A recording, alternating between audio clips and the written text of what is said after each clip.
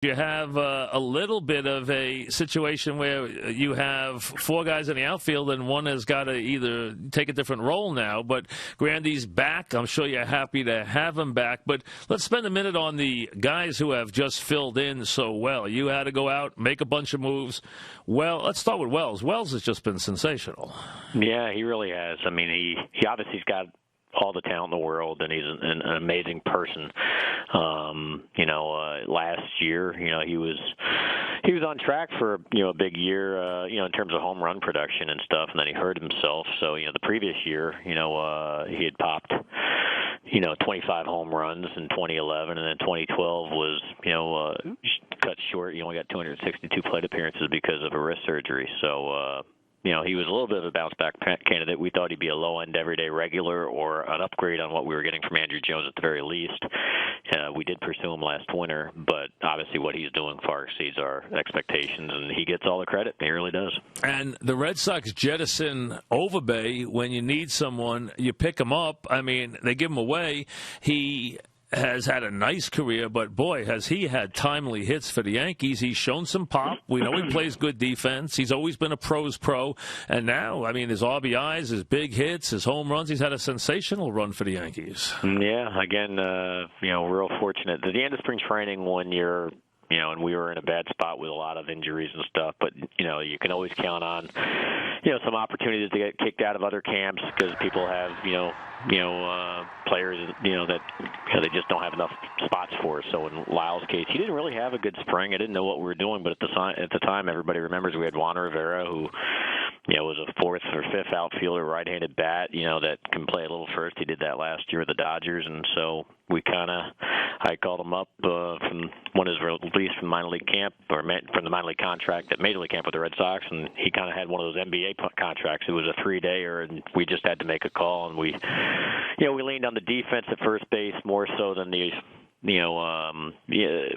but that was the biggest decision-making process for me was after transitioning from Mattingly to Tino to Giambi and seeing the significant defense you get at first base that we got from Giambi those years. You started to get educated about really you can't just throw anybody over there. And we knew at Lyle Overbay's case, we were going to get some real quality defense, left-handed bat. He's a pro, and we went with the safer pick, even though it was on a 3-day look. And boy, he's rewarded us. With some punch. I mean, 8 doubles, 5 homers, and a lot of big hits. Yeah, he's been amazing. We're getting a lot of production that far exceeds our expectation, and you got to really credit these guys for taking advantage of their opportunities. Sometimes people get opportunities and they really step up, and we've got a lot of guys thankfully stepping up for us, and that's what hopefully good teams usually get defined by being a good team by everybody you getting production from all aspects of your roster, and these guys are pros with histories in their past. Some of them are a little longer in the tooth than others, but we're getting a lot of bounce back situations from some guys, and we're very, very happy about that. Clearly, talking with Brian Cashman, Yankees come home 24-14, having played really sensational baseball. Come home with the equal of any record in the American League. That, of course, the Texas Rangers have the same record, so one game better in the loss column. But you're right there playing very, very good baseball. Get Grandy back, so it's a good time to take a look. All right, you got Grandy. Now the conveyor belt. Next up, would it be who's next in line, Euclid or Teixeira, in terms of who you would think would be next in line to return? Euclid. I think if I had to predict, yes, I would say maybe. I'm looking at the schedule here. Maybe during the Baltimore-Tampa Bay road trip coming up between the 20th and the 26th, that we could hopefully get Euclid back by. Back to his homestand. All right, and what about Teixeira? Anything definitive on him yet, or not really? No, I mean, he's doing very well. He's up here in New York today to see the hand specialist, and he's doing extremely well. And but he's obviously taking batting practice only. He has not started game activity, so he's on the 60-day DL. So he's not eligible till June 1st, and I'd say he's going to be ready sometime. Hopefully, if everything works out, that first week of June sometime, maybe.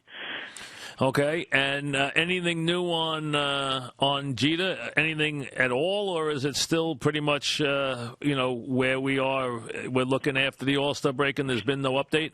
Yeah, no update. I mean, he's going to see Dr. Anderson's actually going to be here in New York at the game tonight, so Jeets will see him today. But he's in the bone healing process again. I don't know how long that's been now since he, rebroke it, and then we discovered it, and now it could be 3 weeks in, 4 weeks in now. But he'll get an update with Anderson today, but he's really kind of not doing much right now as he's letting that bone heal. How about Cervelli? Is he another month out? Is that what you're looking at with him?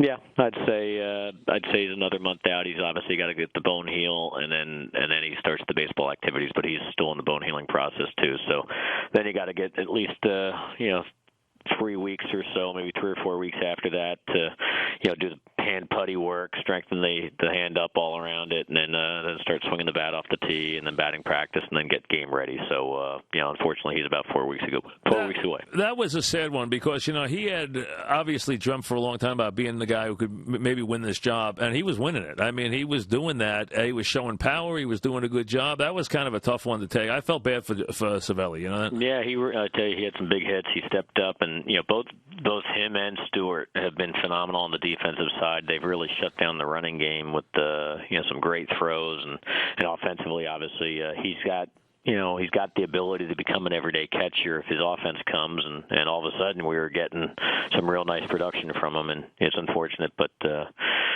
he took that foul tip, had to go down, and so now Romine gets a chance to get his feet wet, get some experience as we move forward to evaluate him, and in the small times he's going to get a chance to play, he'll be benefiting from it, and then when Cervelli returns, we'll be deeper for it.